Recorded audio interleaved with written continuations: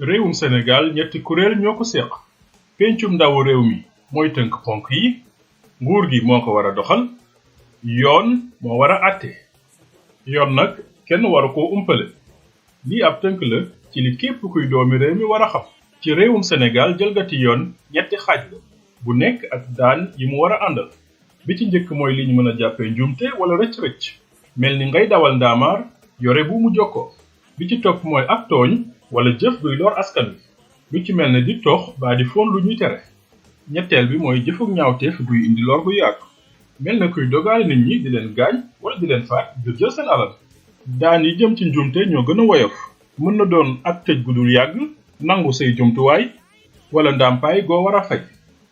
daanu ki tooñ mën na doon ak tëddug ndugg siin gu yàgg, ak wàññeeku ci ay àqam ak yelleefam wala ak ndàmpaay gu am solo gu muy war a fay. daanu ki def ay jëfi ñaawteef mën na doon ñu tëj ko ngirub dundam di ko liggéeyloo ngir askan wi. mën na nekk it ñu xañ ko àq ak yelleefam yi moroomam yépp am.